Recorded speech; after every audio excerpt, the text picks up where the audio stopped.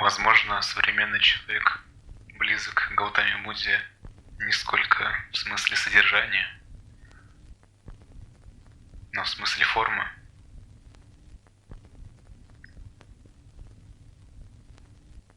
Ведь в сущности все, что нас окружает, это та же неизбежная роскошь, даже возможность прослушать это на устройстве, возможно, даже в теплой обстановке. Но это роскошь очень тонкого характера. Она как будто присутствовала с нами с момента нашего рождения. И она также идеально скрывает нас или себя от смерти, от страданий, как бы мы не хотели это называть.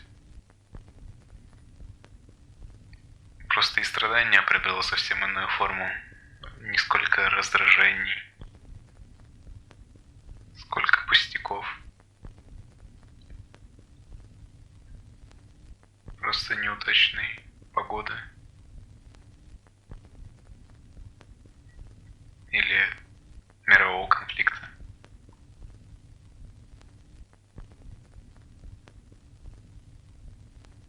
И в этом смысле, возможно, мы ближе, или, возможно, я ближе к конформизму богатых людей прошлого, которых было все-таки единицы на фоне миллионов сейчас. Потому что нам так же, как и изначальному и будущему императору Гаутаме Будде, не предвещало беды ничто в нашей жизни. Возможно, это максимум неразберихи с окружением, маленькие социальные конфликты, травмы в семье. Но так или иначе, это все как будто фоновое происшествие, облаченное комфортный хитин, организованной общественностью, то есть организованный нами.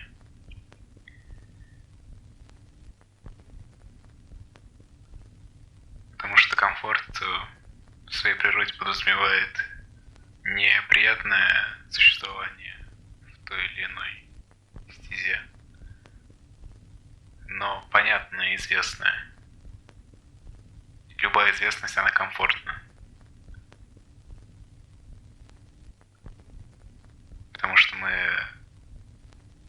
осознаем ее шаблоны, ее механизмы и в каком-то смысле наши реакции на них. Но, возможно, будет точнее сказать, что мы являемся нашей реакцией на них, тем самым продолжая этот комфорт. И когда предлагают покинуть зону комфорта, кажется важным понимать, кто ее покидает. Ведь если мы являемся частью нашей комфортной жизни, значит, как мы можем покинуть сами себя? Можем ли мы увидеть этот парадокс?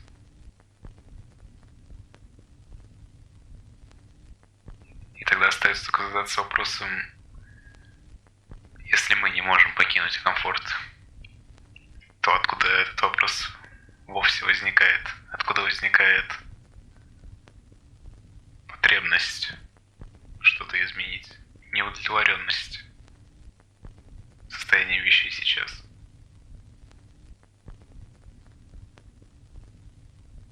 Ведь, по сути, пребывать в комфорте можно в абсолютно любой ситуации. И нынешние и прошлые события это подтверждают. нет ни одной ситуации, в которой человек не адаптировал свои навыки, умения, знания, свою волю.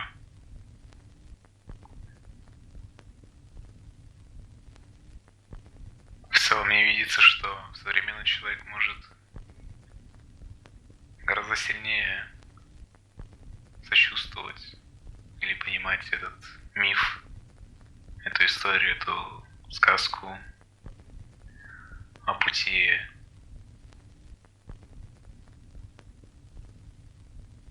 одного человека, существовавшего до рождения Христа, до рождения меня, до рождения кого угодно, что в принципе не имеет значения.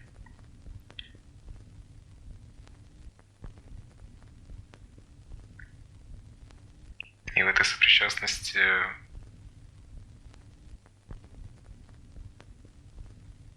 не открывается ли очередной комфорт? Тем самым придавая пристальное внимание культуре того или иного учения, учению в целом, мы не облекаем себя на просто расширение своего поля комфорта, из которого мы так мечтаем выбраться.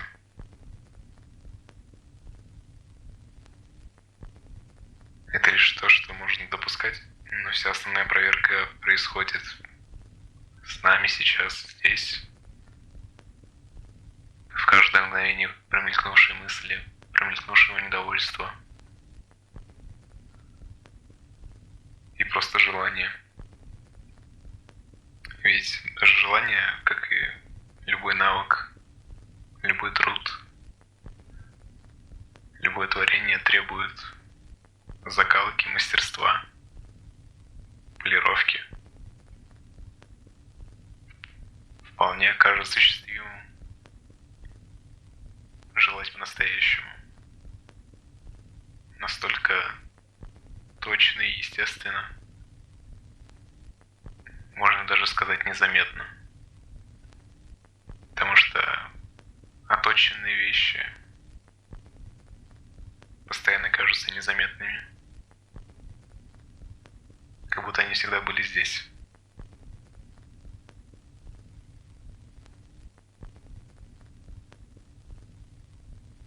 Зачастую вещи, которые не нашли себе места,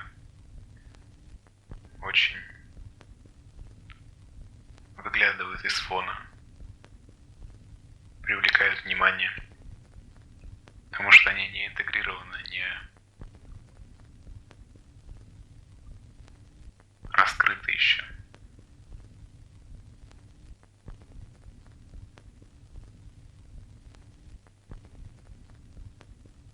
Впрочем, все это небывалая ерунда,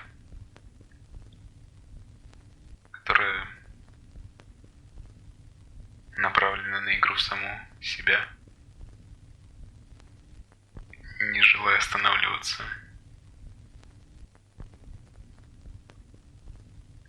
Но в том числе не желая постулировать, как правильно и как должно быть.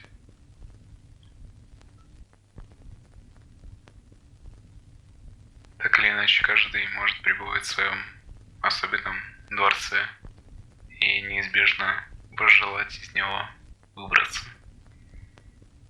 А его габариты,